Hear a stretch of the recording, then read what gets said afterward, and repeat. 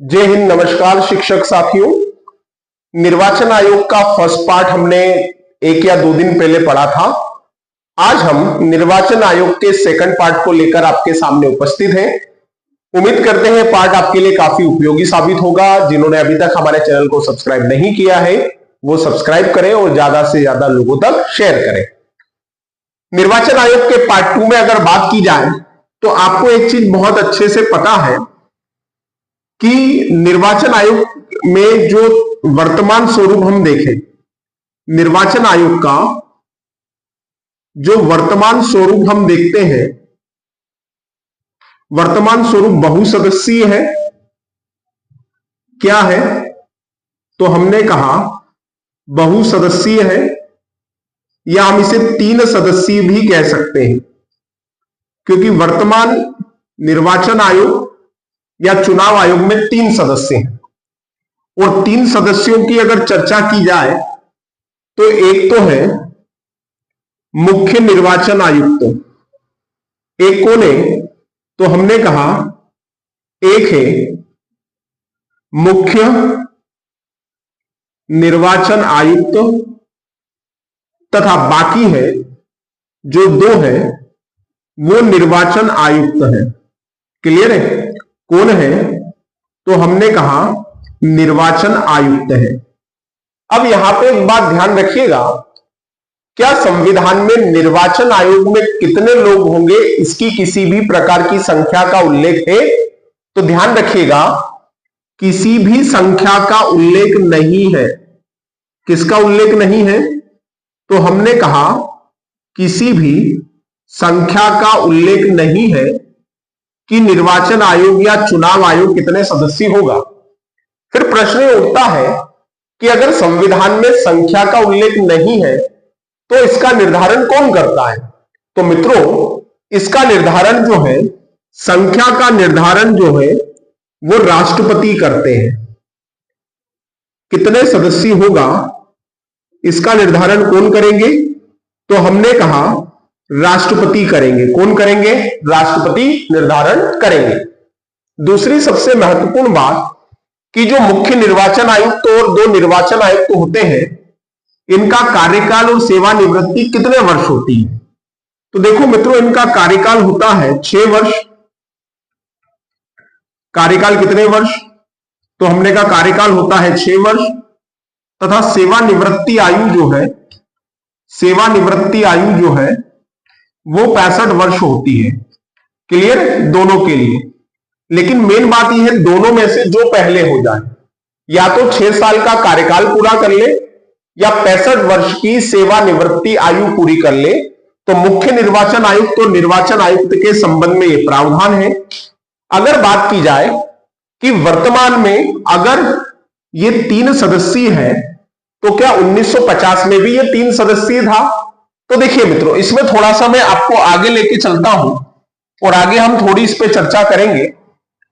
अभी digital board की व्यवस्था नहीं है, फिर भी आपके लिए इन क्लासों का संचालन व्हाइट बोर्ड पे किया जा रहा है। अब देखिए, हमने कहा कि क्या शुरू से व्यवस्था है? तो मेरी बात सुनिएगा।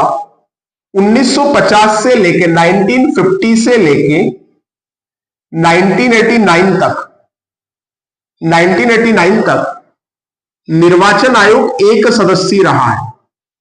निर्वाचन आयोग जो रहा है वो कैसा रहा है? 1 सदस्यीय रहा है। इसके बाद अगर बात की जाए तो 1989 से 99 तक निर्वाचन आयोग को बहुसदस्यीय बनाया गया। कैसा बना दिया गया? तो हमने कहा इसे बहुसदस्यीय बनाया, मतलब इसमें कुल टोटल कितने लोग हो गए? 3 लोग हो गए। लेकिन ऐसा क्या किसी की सिफारिश पे किया गया या किसी की अनुशंसा पर किया गया? तो हम देखते हैं इसे बहुसदस्यीय 1989 में बनाया गया था। तो यह बनाया गया था तारकुंडे समिति की सिफारिश पर। किसकी सिफारिश पर? तो हमने कहा तारकुंडे समिति की सिफारिश पर इसे बहुसदस्यीय बनाया गया था। लेकिन 1990 में इसे पुनः 1 सदस्यीय बना दिया गया और 1990 से 1993 तक यह आयोग पुनः 1 सदस्यीय रहा। क्या रहा? तो हमने कहा पुनः ये आयोग एक सदस्यीय रहा। केवल कौन रहा? तो केवल रहा मुख्य निर्वाचन आयुक्त। अब अगर बात करें कि 1993 से वर्तमान तक, वर्तमान का जो स्वरूप है निर्वाचन आयोग का वो कैसा है, तो हम देखते हैं कि वर्तमान स्वरूप जो है वो बहुसदस्यीय है। आज जो स्वरूप है वैसा ही है, 3 लोग हैं, एक मुख्य निर्वाचन आयुक्त और 2 निर्वाचन आयुक्त। क्या ऐसा भी किसी समिति की सिफारिश पर हुआ? तो हमने कहा ऐसा किया गया था दिनेश गोस्वामी समिति की सिफारिश पर। कौन सी समिति की सिफारिश पर? तो हमने कहा ऐसा किया गया दिनेश गोस्वामी समिति की सिफारिश पर, ऐसा किया गया। तो 1993 से आज तक की स्थिति में निर्वाचन आयोग जो है वो कैसा है? बहुसदस्यीय है। क्लियर है दोस्तों? अगर बात करें कि अगर किसी संसद के सदस्य को अयोग्य घोषित कर दिया जाता है, कैसा घोषित कर दिया जाता है? अयोग्य घोषित कर दिया जाता है, तो उसकी सदस्यता को कौन समाप्त करता है? तो देखिए, जो संसद सदस्य की सदस्यता होती है, संसद सदस्य की सदस्यता, तो संसद सदस्य की सदस्यता को राष्ट्रपति समाप्त करते हैं। कौन समाप्त करते हैं? तो हमने कहा राष्ट्रपति समाप्त करते हैं।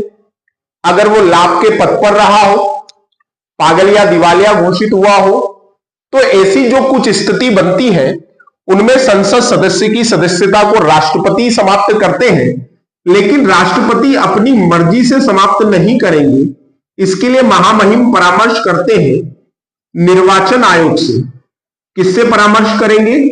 तो हमने कहा निर्वाचन आयोग से परामर्श करेंगे, और निर्वाचन आयोग के परामर्श के बाद ही सदस्यता को क्या किया जाएगा? समाप्त किया जाएगा। लेकिन अगर दल बदल से संबंधित मामला है, अगर दल बदल से संबंधित मामला है, तो संबंधित सदस्य की सदस्यता उस सदन का अध्यक्ष समाप्त कर सकता है, राष्ट्रपति महोदय तक भी जाने की जरूरत नहीं है। अगर दल बदल से संबंधित, दल बदल से संबंधित मामले में, दल बदल से संबंधित मामले में सदस्यता समाप्त, सदस्यता समाप्त संबंधित सदन का, संबंधित सदन का अध्यक्ष कर सकता है, अध्यक्ष कर सकता है। हमने कहा कौन कर सकता है? तो हमने कहा अध्यक्ष कर सकता है। दूसरी सबसे महत्वपूर्ण बात यह कि क्या योग्यता का निर्धारण है कि जिन लोगों का चयन निर्वाचन आयोग में किया जाएगा उनकी योग्यता क्या होगी।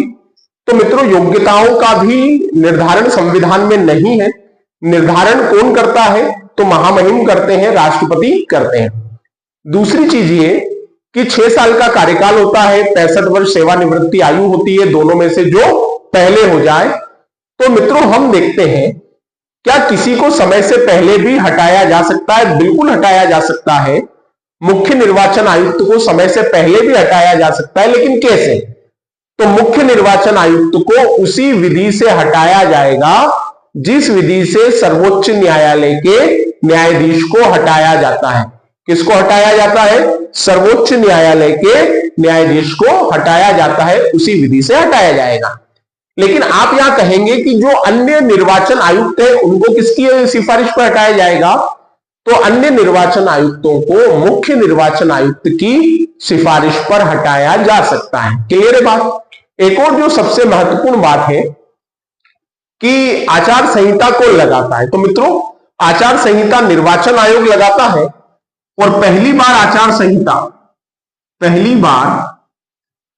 संहिता 1951 में लगाई गई, 1971 में लगाई गई थी। कब लगाई गई थी? 1971 में। और ये किस समय लगाई गई? तो हमने कहा 5वें आम चुनाव में या 5वें लोकसभा के चुनाव में। 5वां आम चुनाव या 5वां जो लोकसभा का चुनाव था उसमें आचार संहिता लगाई गई। तो मित्रों ये कुछ बहुत ही महत्वपूर्ण जानकारी थी जो आपके लिए उपयोगी थी, परीक्षा उपयोगी साबित होगी। अगला वीडियो हम ईवीएम पर लेके आएंगे। ईवीएम का पहला प्रयोग कहां हुआ, वीवीपैट का प्रयोग कहां हुआ, नोटा के संबंध में आपको करंट जानकारी उपलब्ध करवाएंगे। तब तक अच्छे से अपनी पढ़ाई पे फोकस करिए, फिर मिलेंगे कल। तब तक के लिए जय हिंद, जय भारत।